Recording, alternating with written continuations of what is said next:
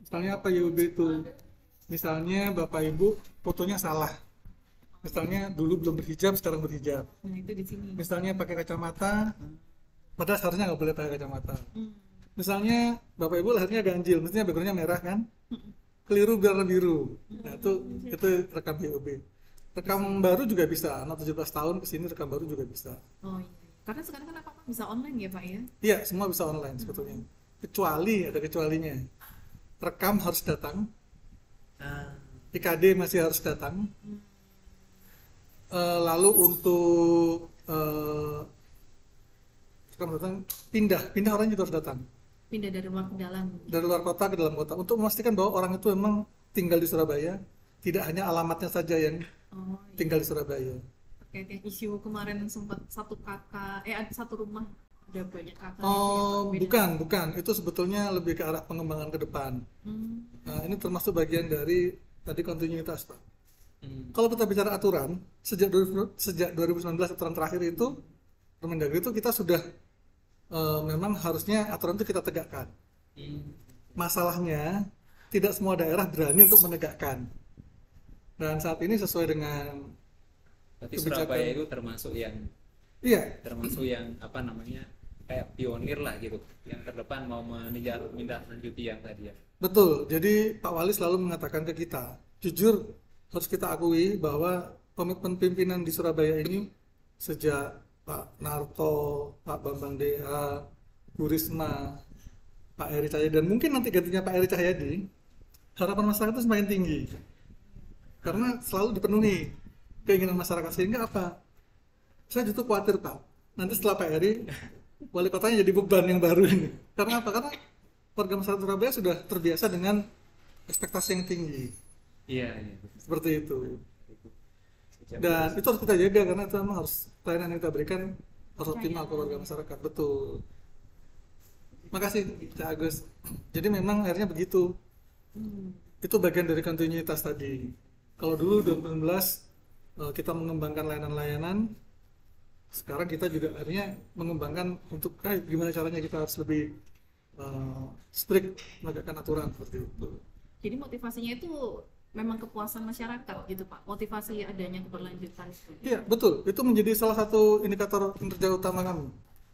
itu masuk IKU-nya ini Pak, Iya, semua dinas semua dinas ya. itu menjadi kepuasan masyarakat menjadi indikator kami.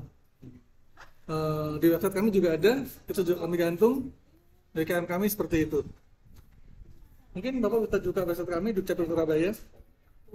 Buka website kami, Oh, iya. Dukcapil Surabaya. Itu dengan masyarakat. Lalu juga di Google Review kita sudah ribuan.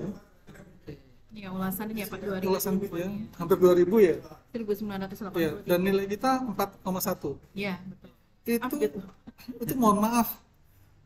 Dulu waktu kita di tahun 2023, Google Review kita nilainya 3,2.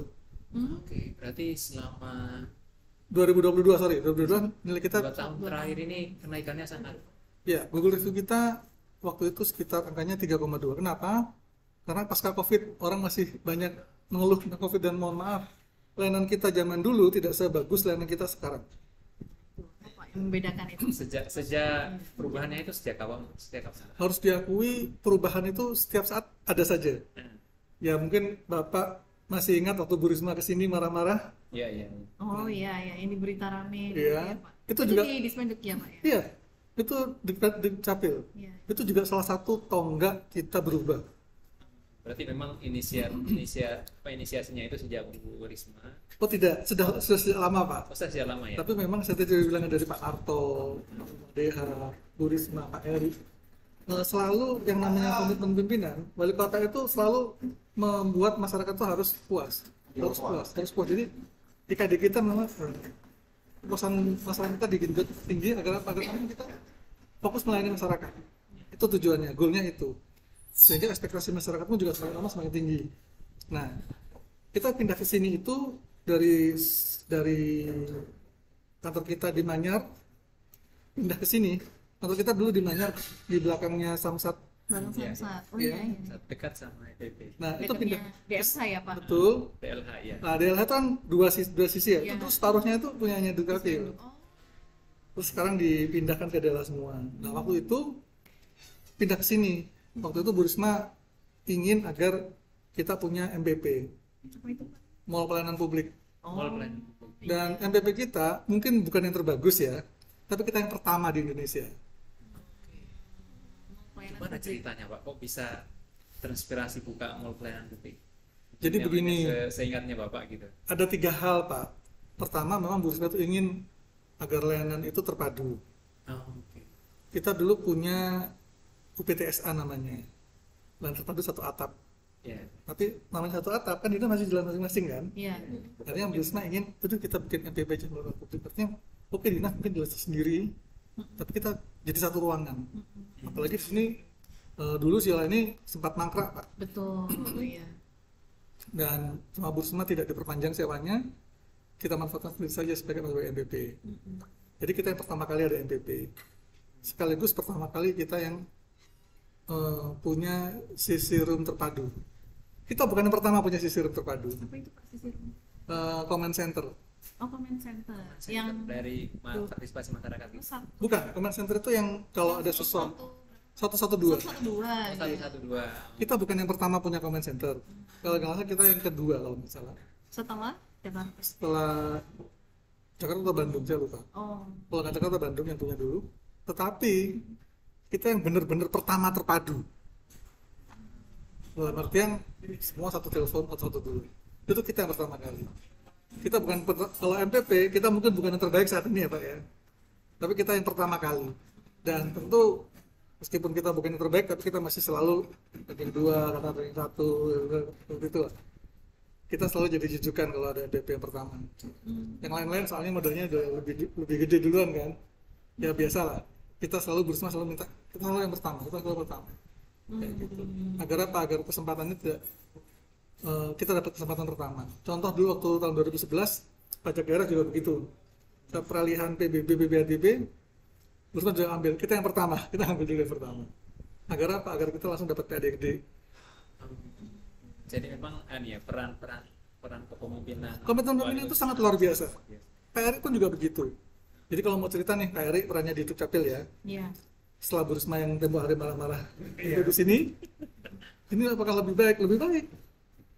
Peningkatan kualitasnya lebih baik. Terus setelah COVID, akhirnya kita mulai mengembangkan yang namanya Klampit. Lampit. Ya, Klampit itu layanan Iya. mandiri. Itu ya Pak ya. Jadi itu pertama kali awal mulanya. Klampit sudah ada sejak 2016, tapi masih belum fully otomatis, masih ada tatap muka. Kita mulai full tanpa tatap muka tuh ya setelah pada saat COVID itu. Iya, iya. Kita terpaksa mau nggak mau, ayo kita berani full tanpa tatap muka. Dengan apa? Dengan ini, dengan aplikasi ini. Jadi ada aplikasi itu ada 3 menu login untuk warga, login untuk kelurahan, sama login untuk kecamatan. Dibedakan. Kenapa beda? Login kecamatan itu ada untuk rekam. Karena rekam harus datang ke kantor kecamatan atau ke Siala. Iya. Lalu login kelurahan, apa bedanya? Kelurahan itu ada pindah. Orang pindah harus datang ke kelurahan. Tadi saya bilang kan, Iya. agar apa? Agar orangnya tidak hanya pindah sekedar alamat, tapi orangnya juga fisiknya ada.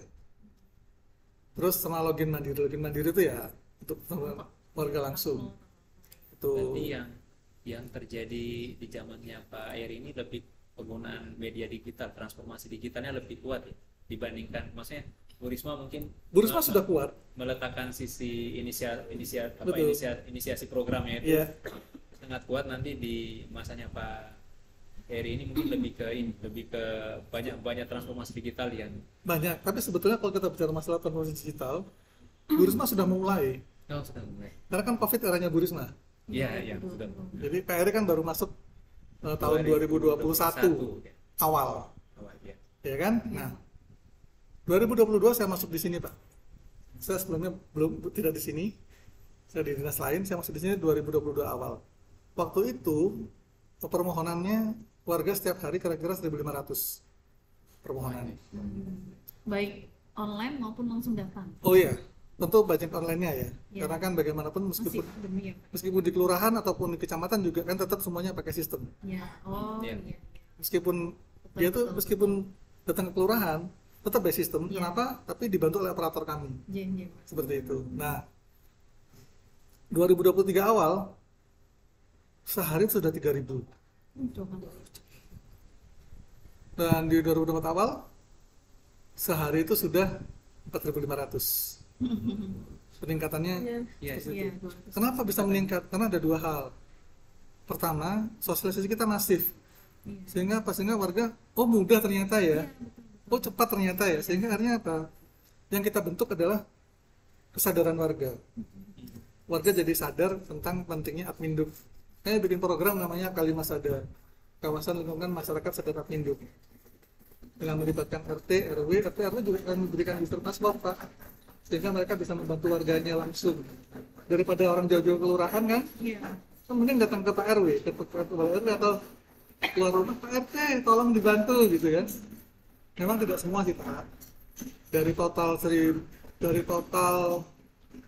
sekitar 9.000 RT, mungkin baru sekitar 6.000-an yang punya akun. Yang aktif mungkin baru sekitar nggak sampai 2.000 yang aktif. Tapi lumayan loh, Ya lumayan ya. segitu dibantu kan lumayan kan. 6.000 itu besar. Banyak, iya. Yang sudah punya akun, yang rutin membantu, yang pernah membantu dalam setahun paling enggak ada sekitar nggak sampai 2.000 lah, 1.800-an. Kan lumayan tapi. Ya itu Kita kerjasama dengan 55 rumah sakit dengan 150 bidan mandiri, praktek mandiri. Rumah sakit se-Surabaya ada 62. yang pada level RT tadi. Bukan, ini cerita lain lagi nih. Ini saya cerita pindah ke rumah sakit. Rumah sakit itu kita ada kegiatan untuk kerjasama agar kalau ada yang melahirkan bisa dibantu diterbitkan akte kelahiran, kakak baru sama KIA. Iya. Langsung ya Pak? Langsung. Di rumah sakit, Di rumah tanpa sakit. harus Tanpa harus ke Iya, dibantu oleh rumah sakit. Iya. Akte kematian juga. itu langsung apa melalui sistem. Iya, melalui sistem. Jadi kita kalau misalnya nih melahirkan di salah satu rumah sakit gitu, ibu sudah siap nih namanya, dokumennya lengkap semua, kasih aja. Ibu pulang sudah bawa itu. Iya sih dulu seperti itu juga. Jadi dari total 62 rumah sakit kita sudah 55. Ada 3 rumah sakit yang tidak bisa kita kerjasamakan karena dia tidak rumah sakit khusus. Dia milik khusus. Rumah sakit mata, Oh enggak. onkologi sama apa yang nggak bisa kan? Iya. Kan mereka nggak ada kelahirannya, nggak ada UGD, itu jarang orang meninggal juga di situ. Jadi totalnya mungkin baru sekitar dari total 62 yang mungkin kita kerjasamakan 58 berarti kan ya, itu sudah 55. Tinggal 3 aja rumah sakit yang belum. Pak, ini kan tadi kalau dari ceritanya Bapak itu kan banyak perubahan ya. Betul. Itu secara internal kan pegawainya kan harus menyesuaikan juga Pak. Harus Oh, betul. adaptasi, harus Betul sekali. ada masalah nggak sih Pak? Misalkan ada hambatan apa gitu, harus ini kok nggak maju-maju atau mungkin kok lambat atau gimana Pak? Pasti ada. Pasti ada. Saya cerita pengalaman saya saja ya. Iya. Di awal 2022, rata-rata layanan itu kita selesaikan dalam waktu maksimal 7 hari. Maksimal 7 hari sudah selesai.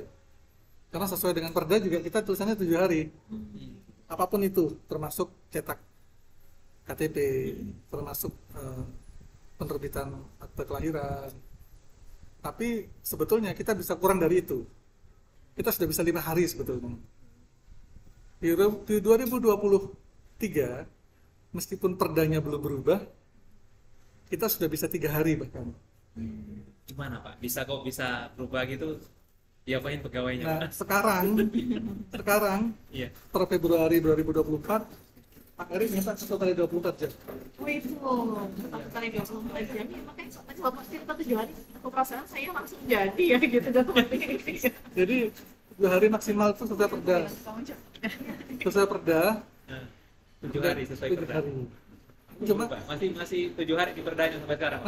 masih kita baru mau pengajuan perda ulang tahun ini. Tapi kayaknya dibahas sama dewan baru deh kayaknya. Bukan dewan lama. Tahun depan kayaknya bahas Iya. sama dewan baru. Itu kita sudah bisa 5 hari sebetulnya Pak di 2022. Di 2023 kita bisa 3 hari, dan Februari kemarin Pak Eri minta 1 hari. Tentu ada yang kita kecualikan ya Iya. dengan masalah-masalah tertentu. Biasanya yang berhubungan dengan eksternal dengan pihak luar. Kita kan nggak bisa mengontrol pihak luar kan, dan di dalam sendiri kita kontrol. Tentu Pak ada beberapa hal yang berubah. Pertama SOP-nya pasti dirubah. Yang kedua tanda petik ada penambahan pegawai. Sebetulnya penambahan pegawai ini nggak tambah Bu. Kenapa? Karena sebetulnya kami hanya mengambil pegawai yang ada di kelurahan yang memang dia biasa mengerjakan itu, tapi karena dia kan ditugaskan untuk menghandle SIAK, sistem informasi administrasi kependudukan, jadi memang dia harus kita ambil khusus, kita beri booster password khusus untuk bekerja. Dulu semua dikerjakan di sini, tapi sekarang sebagian besar didistribusikan pekerjaan ke kelurahan. Jadi ada mobile system ya. betul, ada verifikator 1, verifikator 2, validator. Jadi begitu di posisi ini sebagian besar sudah kita turunkan di kelurahan. Jadi orang-orang yang ada memang pegawai di kelurahan hanya beralih status yang biasa mengerjakan itu hanya dialihkan statusnya menjadi pegawai kami. Gitu aja sebetulnya. Dan pegawai kami di sini ada sekitar 60 pegawai yang kita distribusikan ke kelurahan. Jadi kantor kami jadi kayak agak lengang begitu di tahun 2023 awal. Karena mulai banyak lagi yang turun ke disebar ke. Sebar itu untuk stay atau hanya untuk kayak mentoring sebentar? Stay. Gitu? Stay. Stay. Ya? Dan sekarang karena satu kali 24 jam, akhirnya Pak Kadis sudah lapor ke Pak Wali nih, Pak Wali, kalau seperti ini nanti hambatannya terlalu panjang. Mending kayak pastikan aja deh, semua bisa tapi nanti kita kembali ke sini. Pak Wali is oke lah, yang penting layanan di Balai Air tetap harus ada ya. Oke, nggak ada masalah, layanan Balai Air tetap ada. Tapi nanti kami rencananya mau tarik lagi sebagian orang lagi, terutama yang sekitar 60 orang tadi, lagi tambah mungkin sekitar 50 dari yang 153 orang tadi kita taruh ke sini.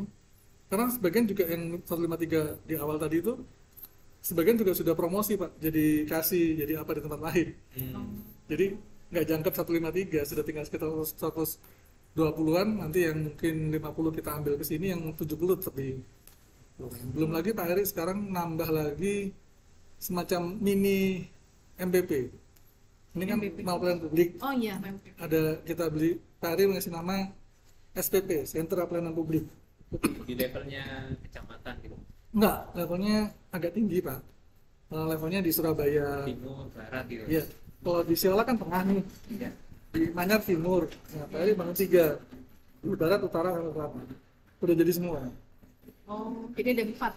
Sekarang ada SPP-nya. SPP ada 3. Oh 3 ya, yang sini sama tengah. SPP ada 2. Oh, MPP satunya di mana? Yang di Manyar, yang Mana MPP juga. ya dulu yang PTSA itu loh. Itu sekarang jadi MPP juga. Dulunya PTSA dia namanya. Sekarang jadi MPP. Iya, iya.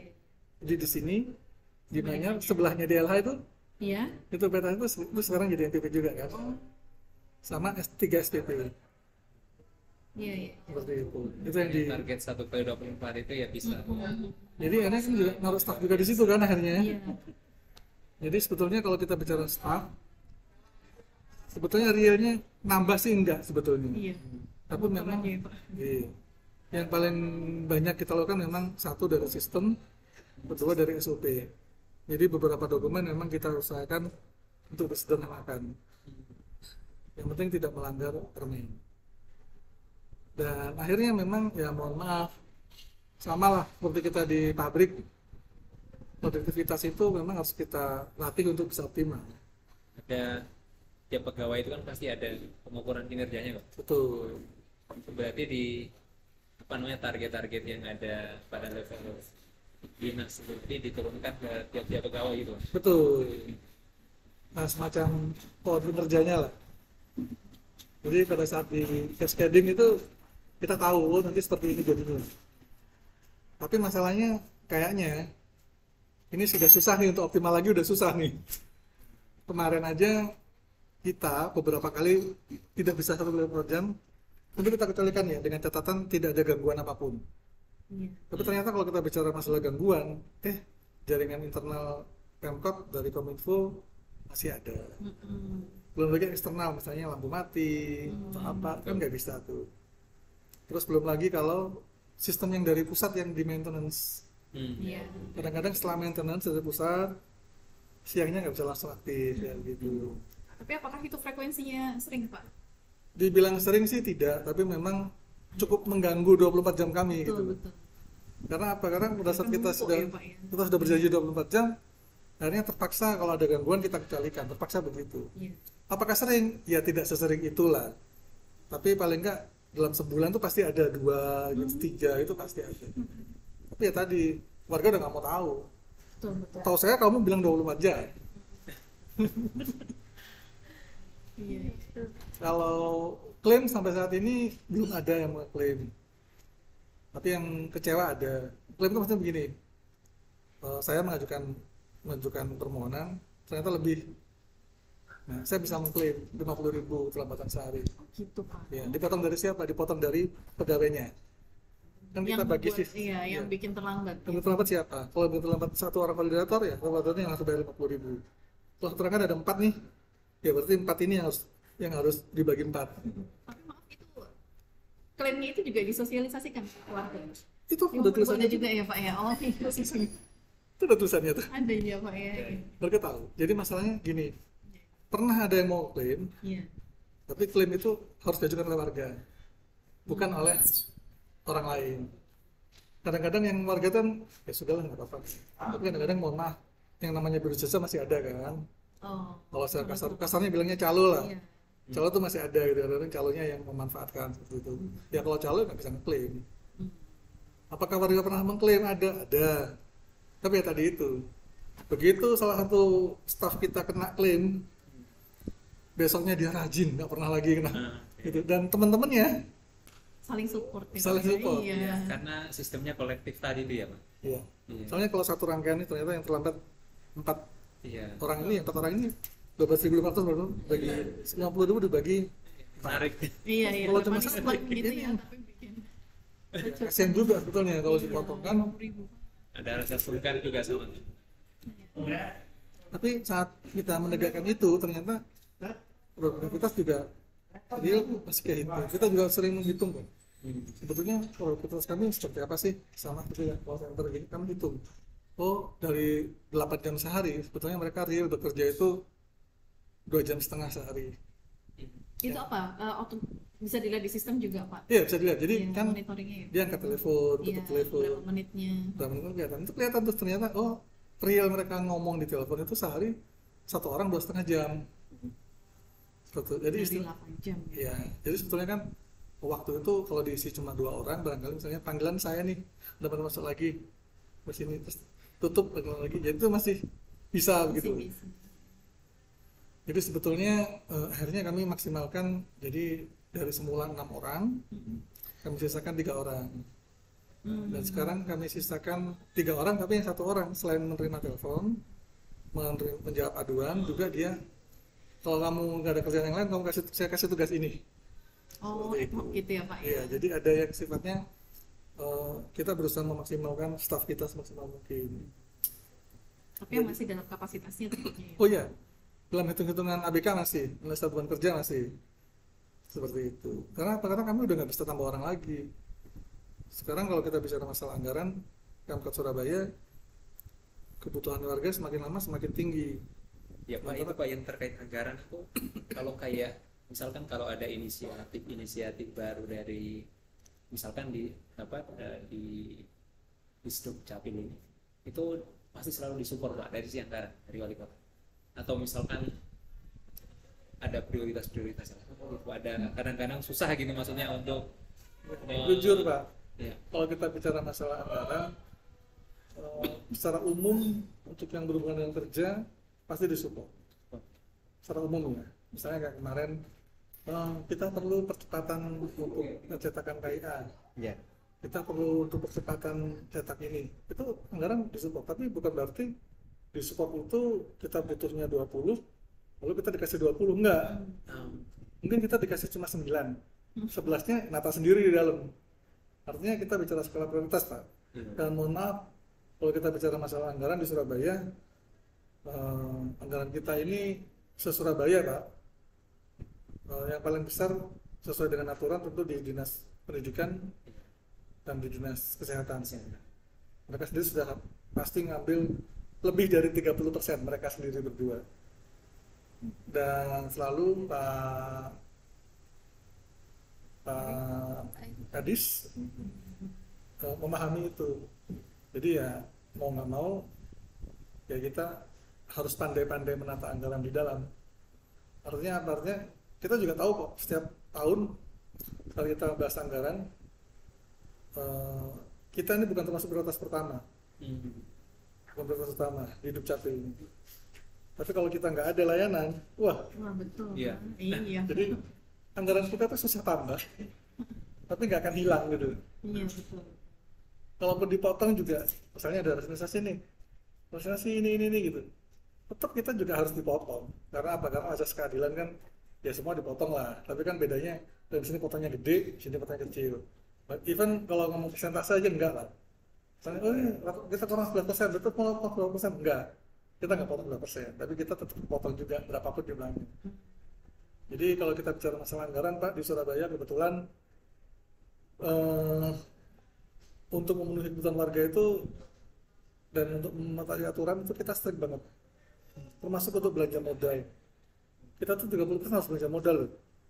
Nggak boleh kurang di kota Surabaya ini. Jadi mohon maaf, Per dinas itu ya, 30%. bukan total Surabaya. Total Surabaya. Ya artinya memang tidak harus rata. Anggaran tidak harus rata. Adil itu tidak harus rata kan? Iya, betul. Tapi yang pasti secara kota ditata, untuk pendidikan 20% lebih, untuk kesehatan 10% lebih, jadi total mereka sudah 30% lebih. Untuk dana kelurahan sudah pasti 5%. Untuk belanja modal dari total itu pasti 30%. Itu diatur betul. Kita nggak pernah menyalahi itu. Mohon maaf, beda dengan kabupaten kota lain se-Jawa Timur. Kenapa? Karena kapasitas fiskal kita paling tinggi. Satu-satunya kabupaten kota yang PAD-nya lebih dari 50% cuma Surabaya sama Provinsi Jawa Timur. Yang lain semua masih banyak minta ke pusat. Ya, Jadi justru apa namanya, sebelum kami memutuskan meneliti itu kan melihat kok banyak ya kelebihan kota Surabaya itu, tapi kok nggak diangkat gitu, jarang diangkat dalam riset ya, misalkan dipublikasikan secara internasional gitu.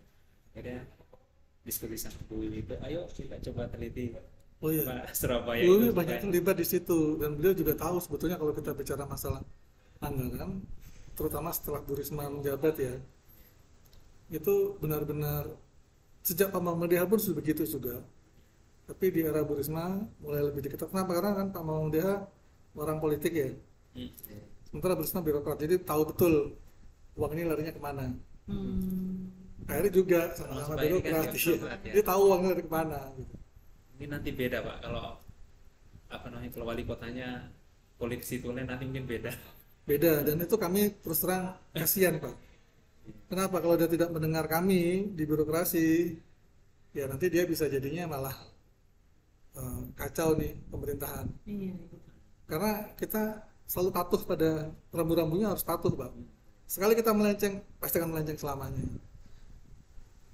Jadi yang pasti sih kalau kita bicara masalah anggaran, sejak Bu Risma tadi juga yang namanya anggaran belanja untuk perjalanan dinas semua ditarik, nggak ada lagi di PD perjalanan dinas Pak, semua ditarik ke bagian umum. Jadi kalau kita mau minta tiket pesawat, mau reimburse uang jalan, semua dari bagian umum. Pak Kadis tanda tangan Pak Wali, tapi tanda tangan minimal asisten. Jadi nggak bisa seenaknya pergi keluar, itu nggak tanpa posisi. Terus juga sejak zamannya Bu Risma, Pak Heri juga kalau pergi Jakarta gitu Pak, naik tiket ekonomi, ya masa Kadis mau naik tiket bisnis, nggak mungkin dong. Pasti ekonomi juga. Iya betul. Pak Heri aja ekonomi kok. Sungkan. Dan beliau berangkatnya pagi, sore pulang sore. Jadi nggak ada biaya nginep gitu ya Pak ya. Nginep sekalipun harus nginep nih, misalnya hari ini ke Jakarta ke acaranya Bapak, besok ke Jakarta ke acaranya Ibu, kan logikanya nginep aja gitu kan ya. Pak Bu Risma, Pak Heri enggak, pulang besok pagi berangkat lagi. Tapi nggak malah lebih Biayanya- capek. Lebih biayanya capek, iya. juga, iya. Biayanya lebih murah. Lebih murah ya. Iya. Karena wali kota tinggal di hotel tertentu, tentu nggak Oh, sendiri udah kan. minim, iya, Nggak sendiri. betul. Pasti ada ajudannya, ada stafnya dan lain-lain. Itu kalau Iya. dihitung Capek di jalan nih Pak sebetulnya. capek di uangnya, Bu. Iya, enggak maksudnya kalau ini loh Pak, PP Oh, iya. kan sekarang Iya. juga Iya. PP kan Pak. Iya, Iya, tapi kan iya. ya tadi sejak Risma udah ngajarin kayak gitu, jadi kita juga malu sendiri. Jadi memang artinya Iya. secara apa ya, secara pribadi memang dedikasi untuk melayani masyarakat itu memang sudah Ya, betul. jadi bagian dari apa namanya pribadinya beliau-beliau itu. Apalagi waktu itu Bu Risma dan ditelanjutkan oleh Pak Eri, Bu Risma bilang nih, sekarang nggak ada lagi nih namanya dinas basah, dinas kering, semua sama. Oh iya iya iya. Gajinya Kadis ya sekian, gajinya Kabid ya sekian. Apalagi Pak Eri. Pak Eri jadi standar gaji itu malah turun Pak, segini. Jadi kalau kita bisa segitiga, dulu itu segitiganya sama kaki ya, Iya, iya, sama kaki. gini. Sekarang Pak Eri malah begini. Oh, Oh. Artinya yang di bawah lebih lebar, lebih lebar, yang di atas yang turun. lebih turun. Jadi gajinya Pak Sekda tuh Iya, waktu zaman Bu Risma sama zaman Pak Eri turun. malah turun. Ya, tapi yang di bawahnya, Lebih iya, lebih. jadi yang dulunya segitiga Kesejahteraan gini, yang bawah. ya, Itu perubahan khusus ya di zamannya Pak Eri ya. ya.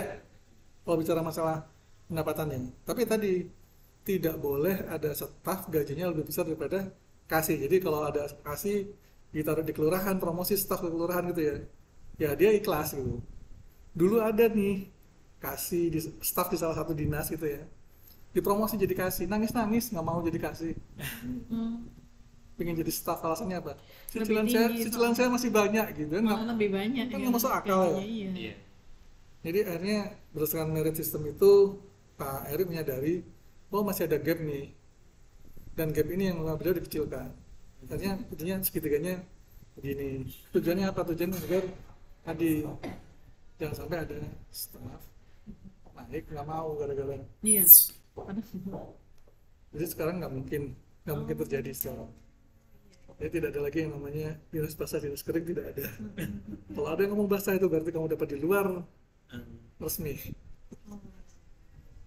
Dibandingkan dengan kabupaten kota lain, di Jawa Timur kita yang tertinggi mungkin selain provinsi ya. Kalau kabupaten kota kita mungkin yang tertinggi pendapatannya pendapatannya. Oh. dibandingkan kabupaten kota lain. Tapi saya kira wajar, kenapa? Karena ya memang mohon maaf, ibarat produktivitas beda. Produktivitas orang yang biasa ya dapat gaji biasa wajar. Produktivitas orang yang tinggi dapat gaji tinggi ya tentu wajar. Seperti itu. Berdasarkan performance ya Pak ya berarti. Iya.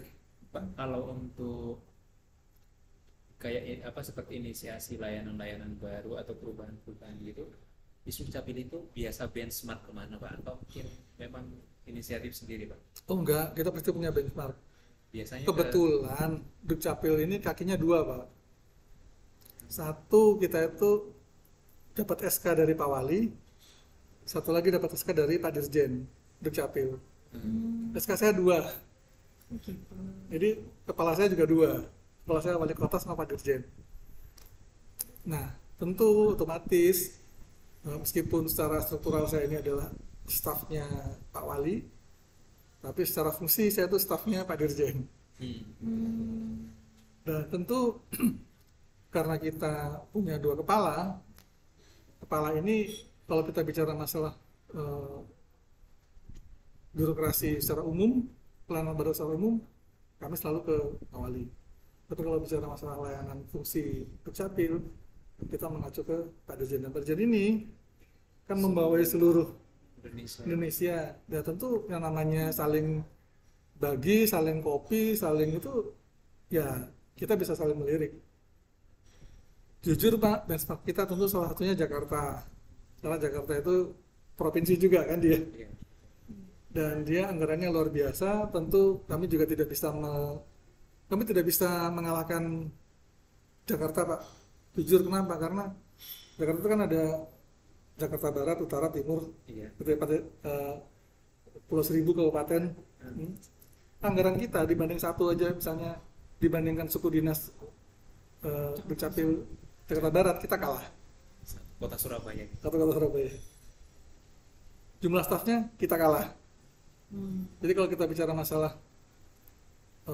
performa dari sisi anggaran secara perbandingan ya pasti kita kalah jauh. Kenapa? Karena dia duitnya lebih banyak. Tapi kalau di rata-rata nih, kalau misalnya dengan duit segitu, saya tarik garis yang sama ya, X per Z gitu, Ya. hasilnya linear. Oh tidak, kita lebih produktif dari Jakarta. Seperti itu. Saya pernah menghitung, Pak, berapa sih stafnya Jakarta, berapa sih PNS-nya, berapa sih OS-nya.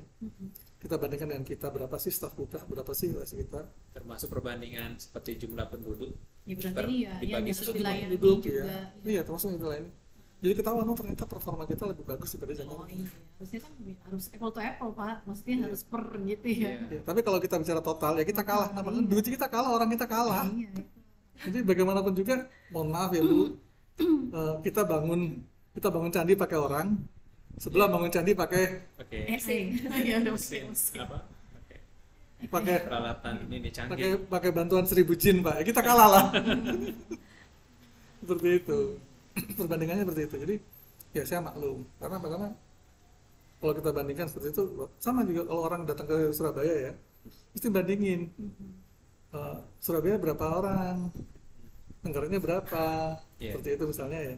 Ya kalau misalnya yang datang dari teman-teman Semarang, teman Bandung, oke lah kita masih plus minus lah. Tapi kalau yang datang misalnya mohon maaf dari teman-teman Papua, dari teman-teman dari Bima, gitu ya jauh. Apalagi mereka mohon maaf. Banyak yang ini ya, yang studi banding kesini itu banyak ya. Kita ini saling tiru Pak. Kalau tadi saya bilang kan, Dukcapil ini kayak saudara beda bapak gitu. Kita nanti punya bapak dua Pak.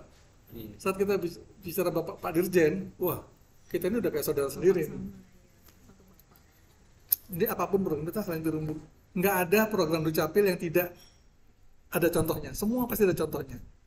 Semua saling tiru, semua saling amati, semua saling modifikasi. Semua. Nggak ada yang sama persis itu nggak ada. Tapi yang nggak mirip itu nggak ada. Iya, iya. Sama persis itu nggak ada, tapi yang nggak mirip juga nggak ada. Pasti semua sama se-Indonesia. Dan Surabaya itu termasuk yang banyak inisiatifnya. Ya, Keunggulannya berarti kalau Surabaya dari inisiator gitu ya Pak ya. Saya ada beberapa inisiatif, beberapa hal baru mungkin dalam plan inisiatif yang inisiatornya itu bisa jadi Surabaya. ya begini misalnya ya. Contoh untuk program kita yang namanya Lontong Kupang, Lontong Balap. Itu yang Lontong Kupang itu isbat nikah. Yang satu lagi Lontong Balap itu istilahnya sidang bersama dengan pengadilan negeri. Jadi agar pengurusan dokumen itu butuh perubahan-perubahan tertentu, harus ada penetapan pengadilan. Baru hasilnya dibawa ke Dukcapil untuk dirubah. Nah kita lakukan sidang bersama-sama. Di kabupaten kota lain ada juga ada sama. Tapi kita lakukan itu rutin. Kita lakukannya dua minggu sekali kita pasti lakukan itu. Dan sekali sidang minimal belasan sidang, belasan kasus. Kita lebih banyak dari daerah lain gitu. Contoh juga misalnya ini kalau kita bicara masalah inisiasi ya, KIA, kartu identitas anak. Kartu identitas anak itu inisiasinya Pak Jokowi waktu dia jadi wali kota Solo. Dia bilang, kasihan dong anak-anak nggak punya KTP. Seseorang kan suruh bawa kakak. Padahal kalau kita mau jujur ya Bu, jujur aja, kalau dikasih KIA, yang bawa juga orang tuanya kok. Iya, di dompetnya emaknya. Iya sama kok. Jadi intinya ya sudahlah, paling enggak itu salah satu inisiasi dari Solo yang dibawa secara menjadi nasional. Kalau kita di Surabaya yang jadi inisiasi KTPI. KTPI itu memanfaatkan KIA sebagai alat pembayaran non tunai. Oh iya Pak. Ya, Bisa kan ya Pak? Gitu ya? bisa. Dipasang Jadi kan- chip berarti. Enggak, KIA itu nggak ada chipnya. Dia ada QR code-nya.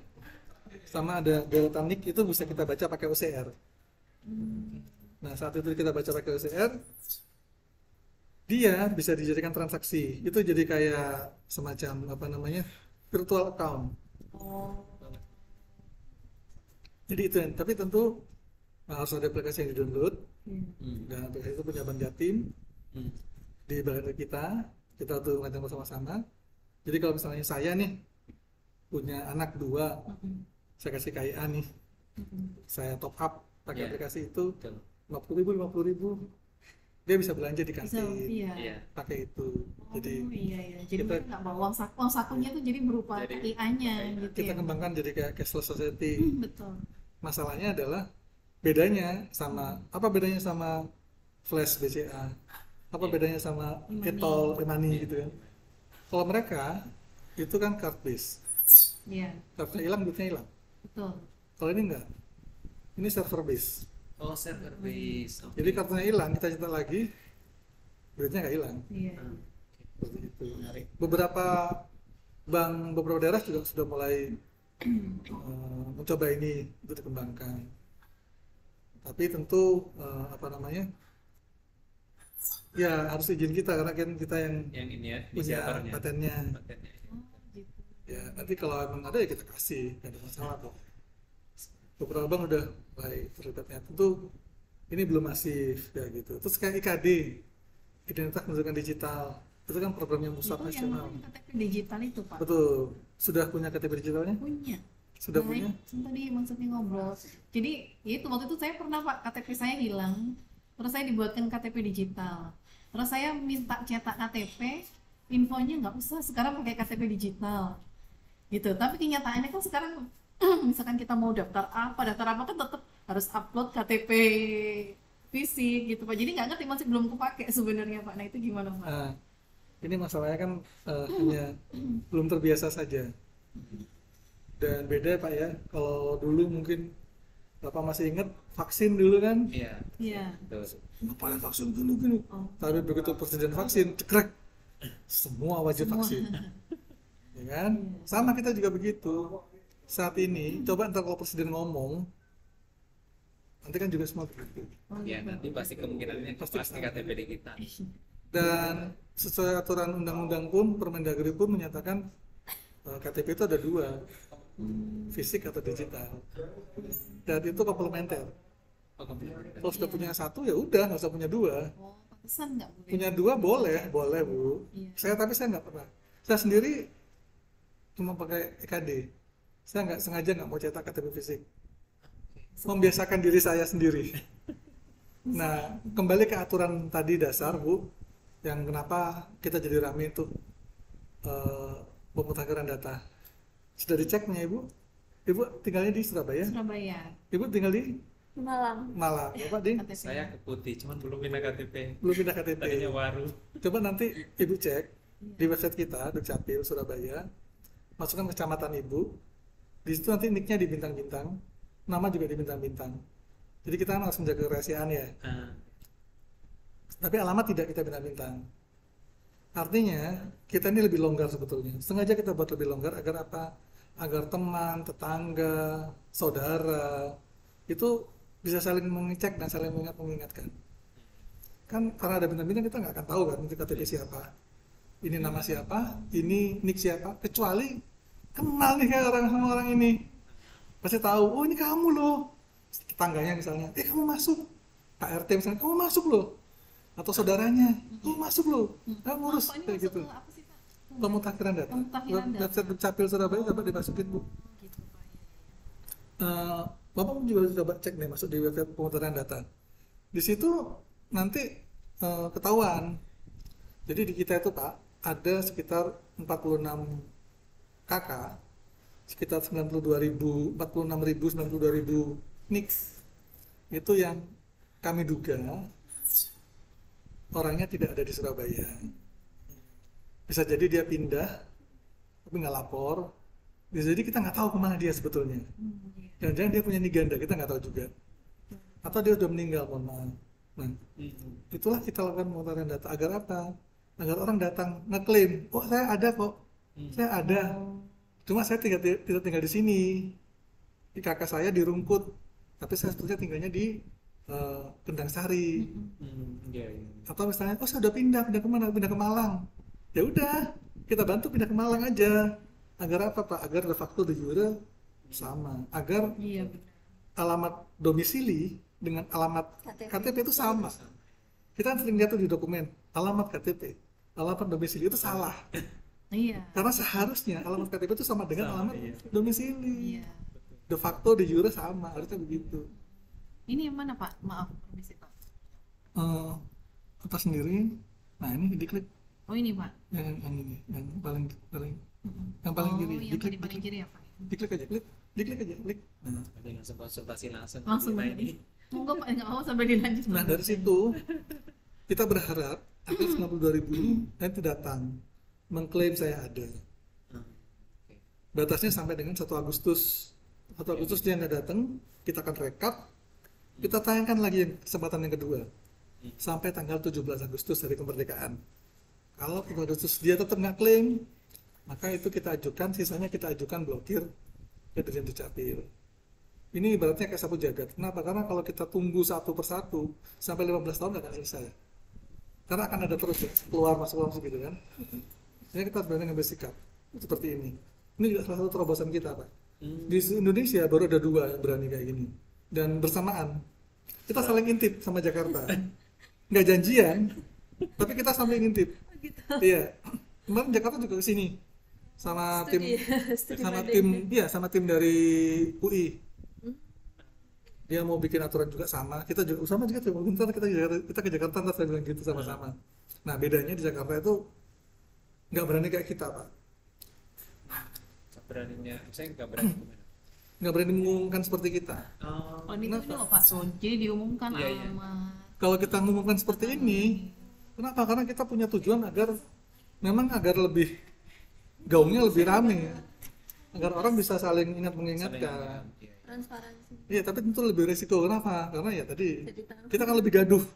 Kata Pak Dirjen kita lebih gaduh Surabaya dibandingkan Jakarta. Jakarta Pak, Bapak harus masuk ke satu sistem, ke website mereka. Bapak masukkan nick untuk tahu Bapak keblokir atau enggak. Artinya kan hanya orangnya sendiri yang bisa memasukkan. Ini kan jadi tahu Nggak mungkin bisa. tetanggaku gitu ya Pak. Iya, orang nggak bisa. Padahal yang mau dihapus sama Jakarta tahu berapa banyak? Kita hanya 92.000 nick dari 3.017.000. Berarti kan sekitar 3% ya. Iya. Jakarta mau dihapus Pak 3 juta dari 11 juta. Wow. Loh ini Berapa persen itu? Ya sekitar 25. 25% lebih. 25. Loh ini Pak sampai akhirnya muncul list seperti ini itu ada warning apa Pak? Maksudnya Jadi- ada kriteria apa sampai akhirnya muncul Jadi begini, yang mau dihapus ini? kami itu menurunkan staf kami ke lapangan, koordinasi dengan Pak Lurah, dengan Pak RT, Pak RW, kader Surabaya hebat, KSK itu. ya untuk memastikan de facto de jure ada atau enggak. Tujuannya apa? Tujuannya kan paling simpel deh, agar setiap perencanaan bangunan, baik itu perencanaan bangunan yang luas ataupun perencanaan kependudukan kita, itu benar. De facto de jure-nya ada. Jadi kalau orang minta bantuan, kita kasih. Itu memang benar-benar orang yang berhak, bukan orang yang Iya, iya. kalau ada bantuan baru datang. Iya. Atau contohnya dia tinggalnya, mohon maaf, di luar kota. Tapi saat dia butuh pelayanan kesehatan, dia datang ke Surabaya. Iya. Itu ada aja Pak, mohon maaf. Dari daerah mana? Ya dari daerah sekitar Surabaya. Kenapa? Karena mereka tahu di Surabaya PBI dibayar pemerintah Surabaya. BPJS kita Pak, se Surabaya ini kan logikanya harus apa namanya, untuk covering ini health coverage-nya, Iya. UHC-nya kan minimal 95% ya. Dia dianggap sudah universal health coverage. Kita tuh lebih dari 100% Pak. Iya Pak. Iya, kita 103%. Artinya ada orang di luar Surabaya yang kita bayar. Logikanya gitu kan? Jumlah penduduk kita 3.017.382 jiwa. Tapi yang kita bayar lebih dari segitu. Orang mana itu? Kan begitu. Iya, iya. Ya orang luar Surabaya. Yang paling simpel itu aja. Karena daerah lain, mohon maaf, tidak ada yang seperti Surabaya. Kenapa kita Surabaya kok berani ya? Janji politik Iya. Pak Wali udah bilang kayak gitu kan, asal orang Surabaya punya KTP gratis. Padahal kalau kita bicara jujur Pak ya, itu kan baik-baiknya Pak Wali aja. Karena kan kalau kita bicara masalah BPJS, kan pastinya harusnya gotong royong. Yang mampu ya bayar, Iya. yang nggak mampu baru dibayar pemerintah, kan begitu semestinya. Tapi di Surabaya enggak. Semuanya.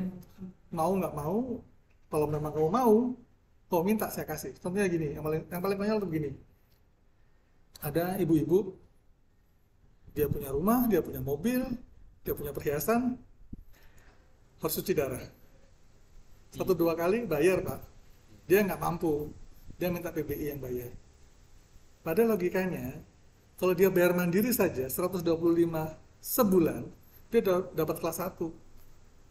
Oke. Tapi masalahnya dia bahkan 125 ribu sebulan nggak mau ngeluarin. Alasannya apa? Oh, Pak Wali udah janji kok. Jadi mohon maaf, kadang-kadang tadi saya bilang, ekspektasi warga kota Surabaya sudah sangat tinggi. Contohnya lagi kalau Bapak sering di SS dengar ya, Iya, betul. banjir di sini, Langsung. hujan masih turun, Iya. udah teriak-teriak banjir. Padahal logikanya Ya sabar tuh yang, surut. yang namanya banjir itu adalah kalau secara hitungan akademisnya ya Bu, Iya. setelah 6 jam setelah hujan masih ada genangan, itu banjir. Banjir. 6 jam ya Pak ya. 6 jam. Nah kalau kita sebetulnya banjir terjadi kalau ada sesuatu hal. Misalnya apa? Misalnya ada bendungannya jebol, ada damnya jebol. Nah, itu pasti banjir. Tapi kalau nggak ada itu, nggak sampai 6 jam surut di Surabaya sekarang. Emang cepat Pak. Kemarin di daerah Keputih itu kan juga ada masalah kemacetan. Sehari apa 2 hari udah. Karena apa? Tidak Karena lanjut, ya. ekspektasi warga itu sudah sangat tinggi. Kayak misalnya ini gini. Tadi Pak Lurah ada telepon. Saya telepon warga. Kenapa? Ada kecelakaan di dekat jalan ini. Terus warga telepon ke saya. Pak Lurah gimana nih? Masa ambulan belum datang? Udah 15 menit saya telepon. Ya, 15 menit telepon. Jalannya macet jauh di barat Surabaya. Sabar kok Pak Lurah bilang itu. Janjinya kan 7 menit datang gitu. Jadi sudah sampai level itu Pak, warga Surabaya. Sama 24 jam begitu. Udah bilang 24 jam kok. Sama.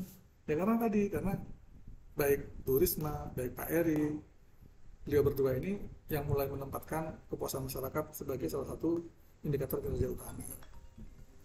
Terus kalau sinergi dengan dinas lain itu gimana Pak terkait sama Oh, pasti. programnya itu? Kita ini kan sebetulnya kalau kita bicara pelayanan dasar, kita itu bukan pelayanan dasar. Kita itu dasar layanan. Iya, betul. Karena layanan dasar kan pasti pendidikan, Karena datanya dari sini semua. betul. Pendidikan, kesehatan, sosial, ekonomi. Nah, data kita selalu dipakai untuk layanan dasar. Apa itu pendidikan? Orang harus bertempat tinggal di Surabaya paling enggak setahun baru dia bisa, kalau enggak PPDB nggak lolos gitu kan. Coba deh dibandingkan riuhnya PPDB SMP, SD sama PPDB SMA di Surabaya aja, nggak usah yang lain-lain. Menurut Bapak Ibu riuh mana?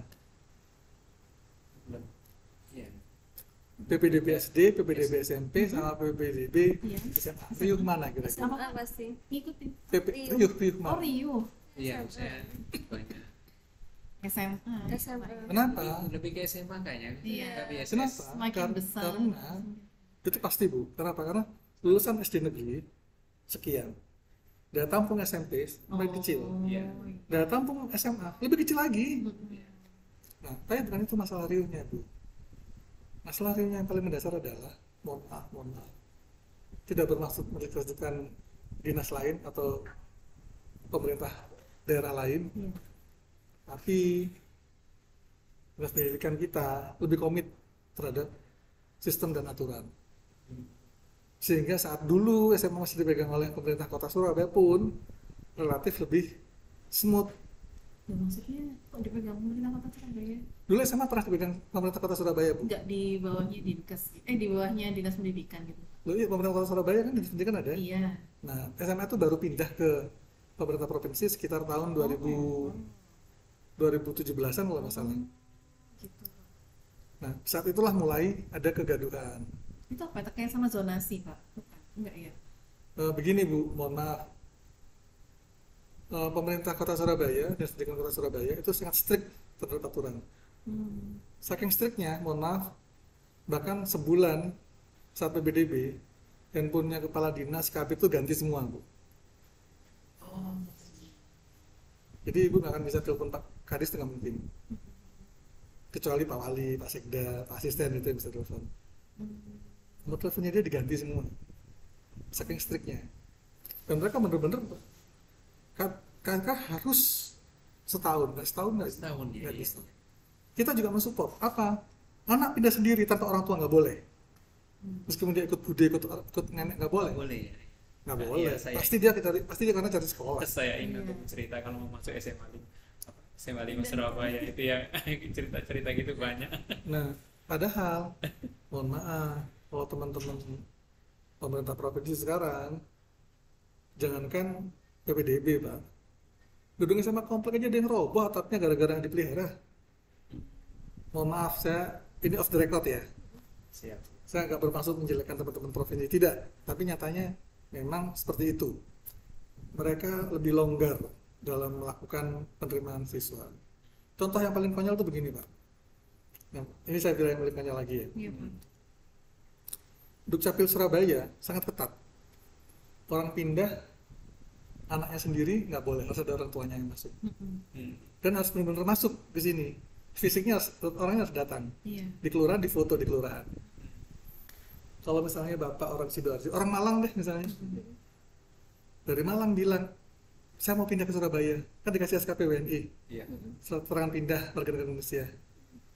Ibu bawa ke Disdik provinsi, daftar di SMA komplek dengan nanti bilang alasannya, saya tinggal di sini, sesuai dengan SKP WNI, saya mau tinggal di Kanginan, sehingga anak saya mau daftar di SMA 5. Bisa, Bu. Padahal setelah ibu diterima anaknya, Pindah ibu lagi. ke Malang bilang batal pindah. Bisa, SKPW-nya Nah, begitu. padahal yang di dalam yang berusaha mau masuk sana itu Pak. Nah, itulah tadi saya bilang, kalau kita dengan distrik provinsi, dengan distrik Surabaya, itu sudah tahu, saling mengerti lah. Dan mereka juga menghargai kita. Oh, ini belum setahun. Coba lihat kakak yang lama. Oh iya, ternyata kamu memang udah lama di sini.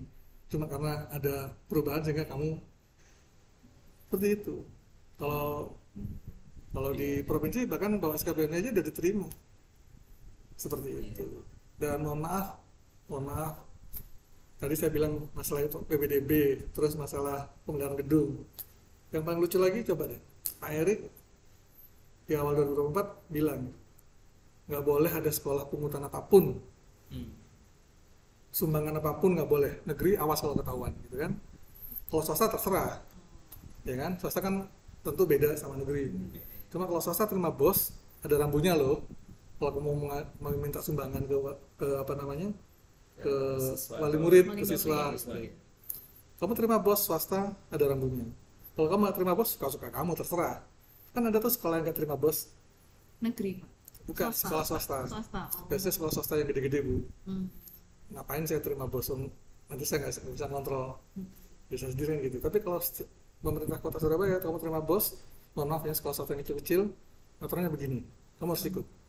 Nggak boleh ada pungutan, nggak boleh ada sumbangan. Kalau ketahuan, kepala sekolahnya saya hukum. Kari bilang gitu. Tertib Pak. Iya. Coba Bapak tanya di SMA sekarang, berapa pungutannya dari komite sekolah? Kan memang nggak ada uang sekolah. Ya pungutannya ada. Ya kayak gitu-gitulah.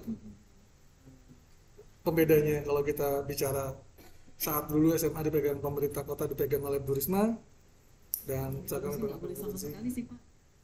Kalau ya, di SMA komplek gitu kan nggak, jadi kita nggak keluar uang sama sekali gitu ya Pak ya. kalau dulu dipegang Bu Risma iya. Kalau sekarang katanya ada beberapa SMA yang menerima pungutan. Apa namanya sekarang? Dulu komite sekolah, sekarang apa namanya?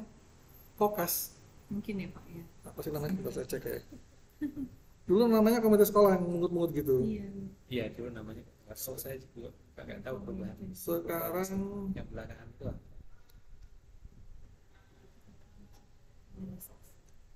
nah, itu dari sisi PPDB.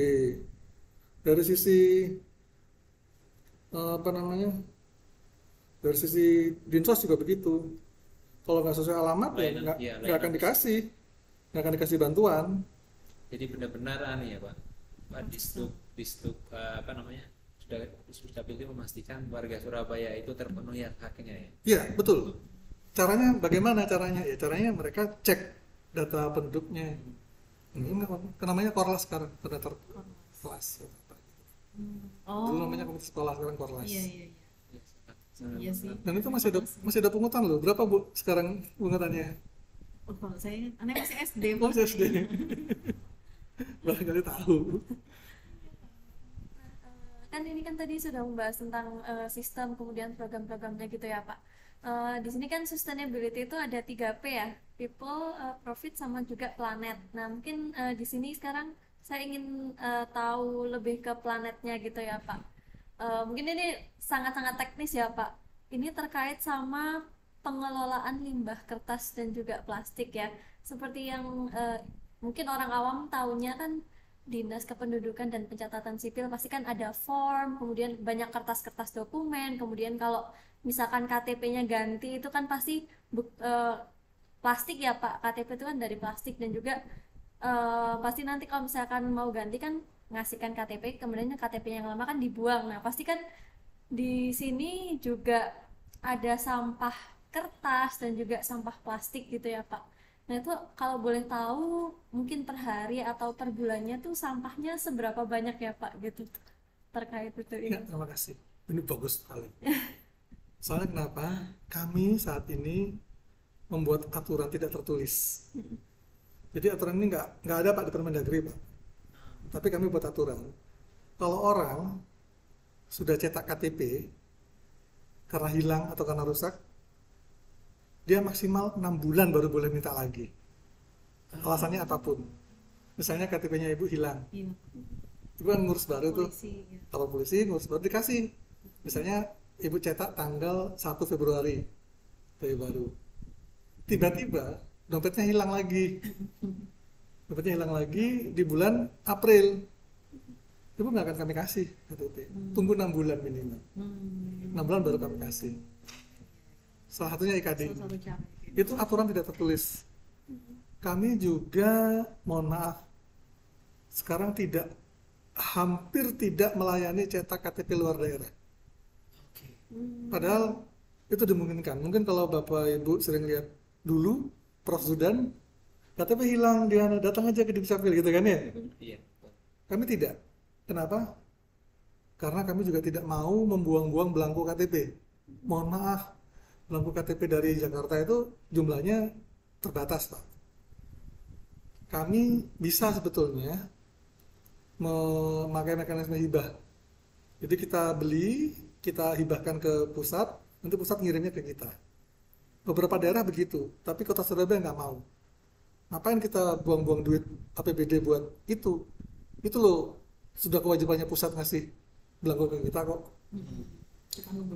Meskipun kita mungkin salah satu kota dengan APBD tertinggi, ya kita jangan boros lah.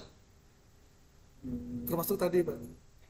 Akhirnya kita punya kebijakan, oh orang KTP luar daerah, rekam di sini, boleh kita bantu rekam, tapi kita tidak akan cetakkan. Kalau mau IKD. Iya. Bukan. Itu kaitannya dengan Green City juga ya, Pak? Iya, betul.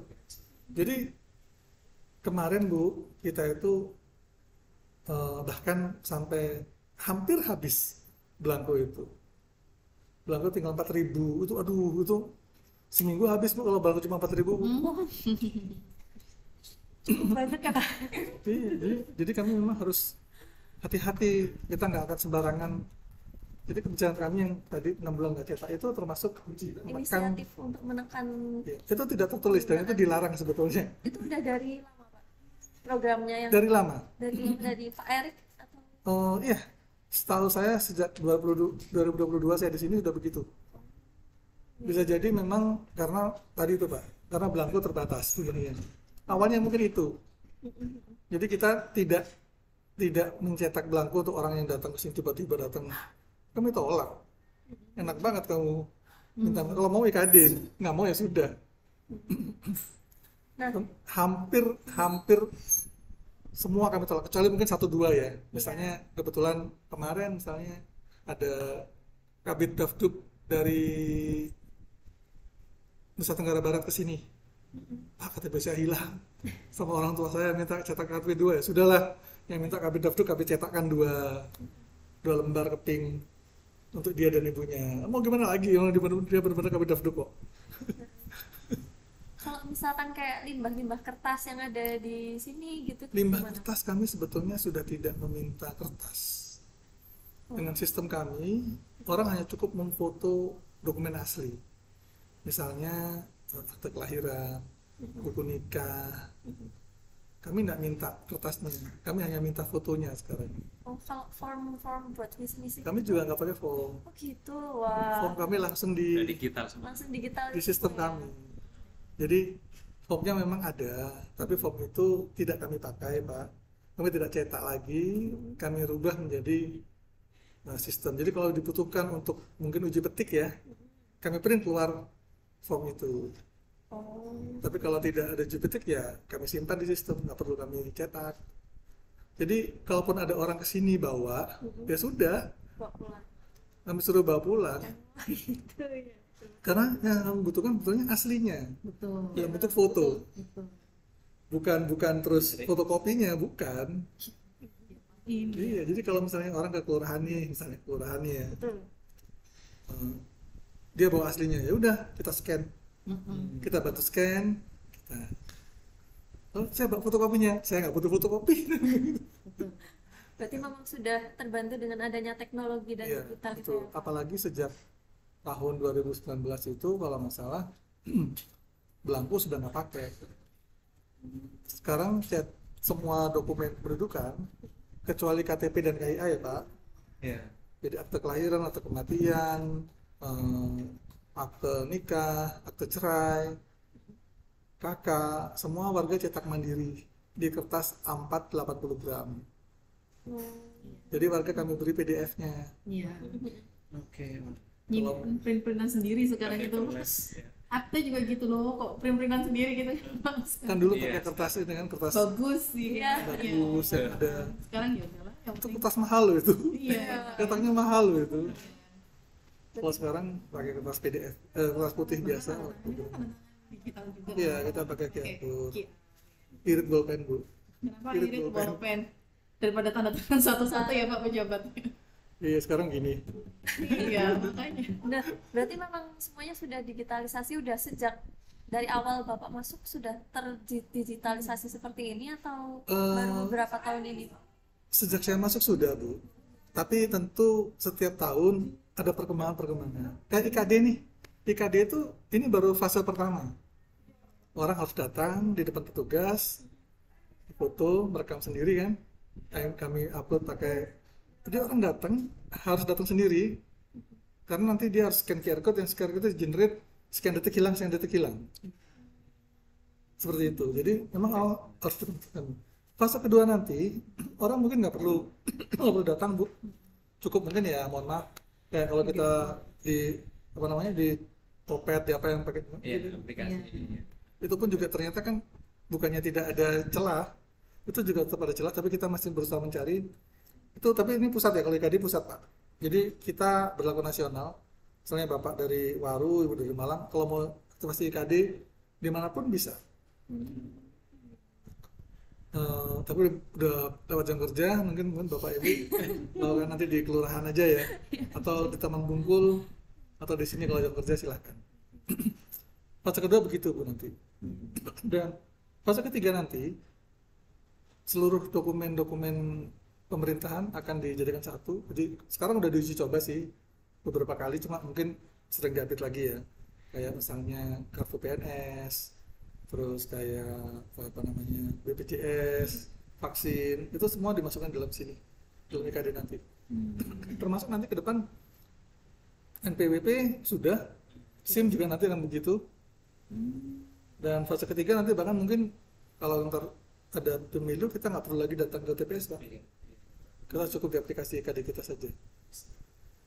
Itu fase ketiga. Untuk Iya, bisa. bisa ya Pak ya. Berarti yang verifikasi bahwa yang memilih adalah orang yang bersangkutan. Ya sama pakai Iya, face gitu ya. Bisa jadi iya. mungkin bisa Kan juga face recognition, pakai PIN kan juga kayak pin. BCA kan? Kan sistemnya IKD juga. Iya. Mau lihat pakai PIN, lihat pakai PIN. Jadi saya sering bilang ke teman-teman, kalau bikin IKD, PIN-nya itu jangan tanggal lahir. Kenapa? Karena pasti gampang ditebak. Kebanyakan ya. Kedua, PIN jangan lupa dan jangan gampang-gampang. Jangan gampang itu apa? Jangan 1, 2, 3, 4, 5, 6. Jangan apa namanya, XYZ. 25. Jangan kayak gitu. Jangan mudah-mudah. Yang paling enak sih pakai PIN ATM. Kenapa? Karena nggak mungkin lupa PIN ATM. Satu-satunya PIN yang kita hafal di dalam kepala itu ATM, Pak. Betul. Betul Pak, kalau nggak hafal bahaya. Berarti di sini kalau misalkan dikuantifikasi kira-kira berapa persen ya Pak yang sudah sistemnya itu terdigitalisasi? Di kita ya, Bu, kira-kira ya sekitar 90% lah. 90%. Kenapa? Karena ada beberapa yang memang kita nggak bisa digitalisasi. Misalnya apa? Misalnya saat kita lakukan proses untuk tadi saya bilang lontong balap ya. Lontong balap itu kan yang kerjasama dengan teman-teman teman-teman PN. Nah, dokumen kan harus di leges, di nasdegel di kantor pos.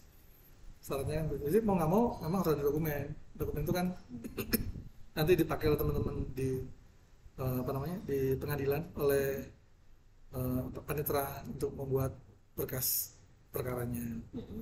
Saat di kami, kalau mereka memang ada kebutuhan perubahan dokumen hidup, tentu kan harus diberikan. Apakah itu KK, apakah itu caping, catatan pinggir aktenya, kami printkan akhirnya. Jadi ya kalau kami bilang apa berapa persen ya, 99% lebih lah. Tapi 5% kalian bisa bayar kertas. Mau tidak mau begitu. Iya. Di Pemkot juga udah pakai surat sih, semua kami kirim pakai surat juga. Tapi kan tentu yang namanya dokumen-dokumen tertentu seperti dokumen-dokumen SPJ kan mau nggak mau tetap harus dicetak. Jadi mulai 1 petik nggak dicetak dulu, jadi langsung sudah kita ambil aja gitu. Tapi kalau untuk yang lain-lain hampir semua kita udah paperless.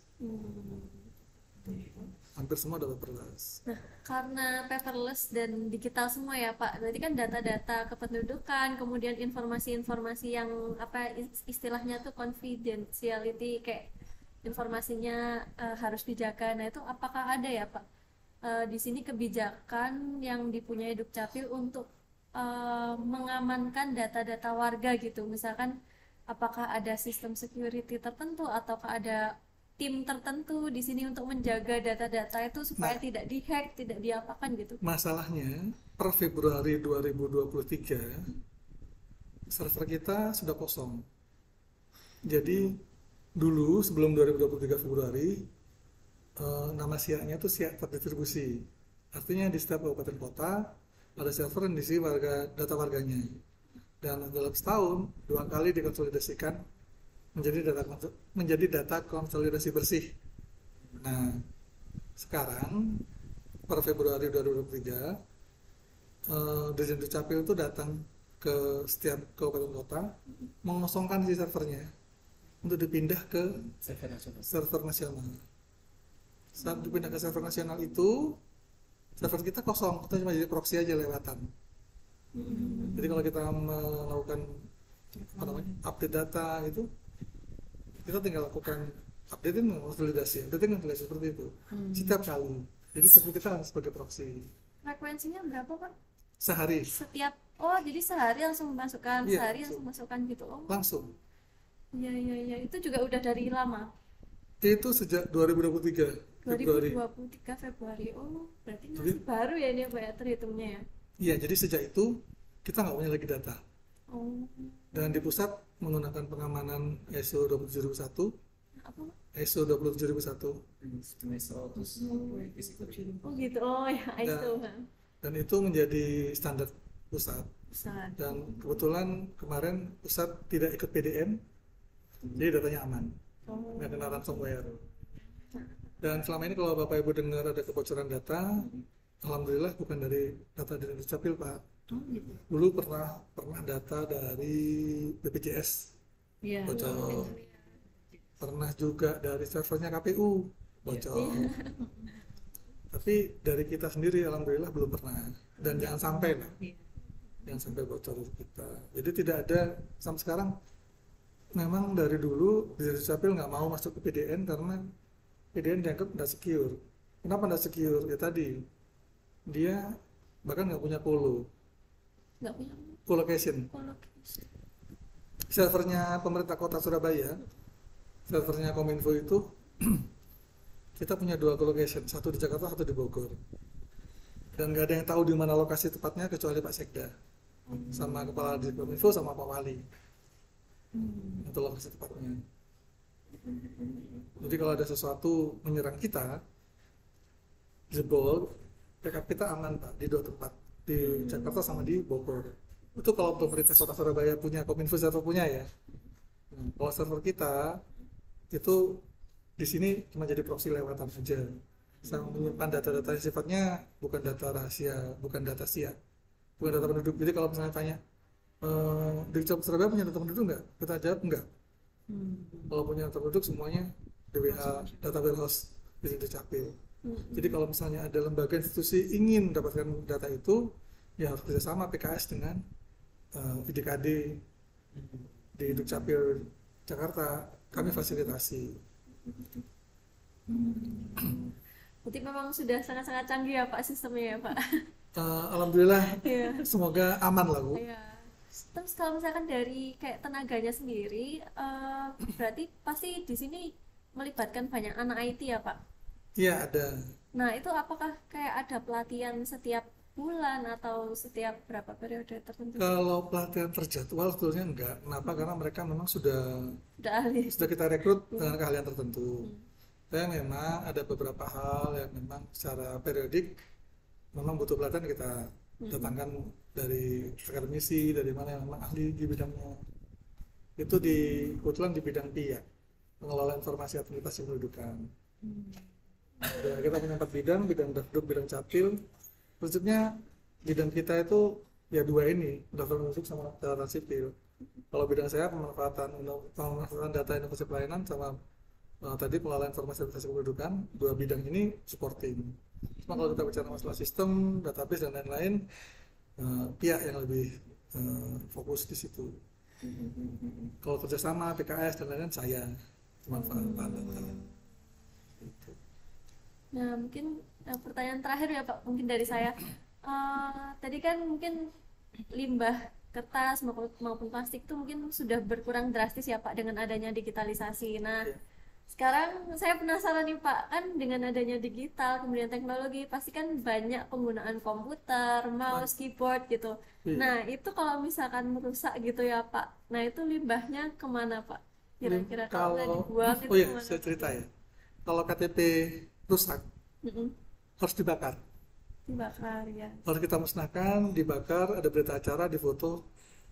Itu Seperti ada itu. kerja sama tertentu tertentu atau? Enggak, kita bakar sendiri. Oh. Di lantai 8. Oh gitu, ada tempatnya sendiri ya Pak? Ya kita punya apa namanya, tong kecil jadi instalator kecil gitu loh Pak. Tong kecil kita modif jadi instalator kecil. Kita sebelum kita bakar kita cacah dulu. Iya. Kita cacah, kita bakar. Memang SOP-nya harus begitu agar KTP-nya nggak dimanfaatkan oleh yang lain. Ini Bapak Ibu pernah tahu nih, ada KTP kececeran di jalan, ada KTP kececeran di apa namanya di sawah gitu kan. Itu karena mohon maaf saat itu mungkin Dukcapilnya lagi lupa, lagi error, jadi dia melanggar SOP. Kalau SOP-nya memang harusnya dicacah dan dibakar. Kalau untuk KTP.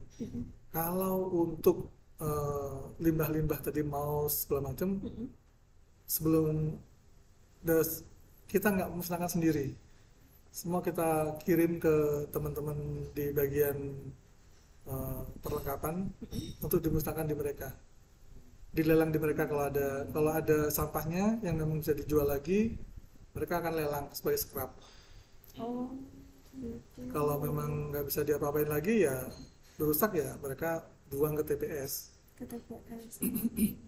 Tapi tentu kita lebih banyak mengoptimalkan untuk dijual sebagai scrap. Motor-motor juga begitu, lemari juga begitu. Semua dikumpulkan jadi satu di bagian perlengkapan untuk dijual secara scrap. supaya maksimal ya Pak, yang Iya. masih bisa dimanfaatkan mana gitu. Betul. Dan untuk penilaian sekerannya biasanya mereka malah pakai ini apa namanya, dari apa namanya, penilai publik kan, appraisal, untuk nilainya sekian ya sekian berarti. Berarti kerja sama appraisal juga. Iya, sama KJPP. Oh. Ini Dari saya. nggak terasa hampir 2 jam. Iya. Ini Pak Ivan pasti udah kelelahan Nggak apa-apa Pak, lagi. saya malah awalnya saya pikir Pak, apa namanya, questionnaire guided gitu. Iya, jadi emang kita itu lebih mau menggali hal-hal yang menarik dari Surabaya. Karena sayang banget kotanya itu banyak prestasinya, banyak sisi baiknya, tapi kita tidak banyak mendapatkan deskripsi untuk dibaca di literatur, terutama secara internasional. Rata-rata deskripsi kota-kota itu banyak kota-kota di Eropa, kota-kota di Amerika Selatan, atau kota-kota di Cina. Padahal di kita seperti Surabaya itu banyak sekali prestasinya. Iya. Ya, ini jadi terima kasih Pak. Ada lagi Bu Nina? Sama Pak, sudah Ampun ya. cukup. Ya, matur nuwun Pak. Ini benar-benar sudah mengambil banyak waktunya. Enggak apa-apa Pak, senang membantu Bu Liwi. Terima kasih Bu. Setelah ini Bapak langsung pulang atau masih ada kerjaan? Paling sholat maghrib baru pulang. Ini sudah, iya betul, ini sudah waktu maghrib. Warga Surabaya ya Pak ya Bapak. Iya, saya warga Surabaya.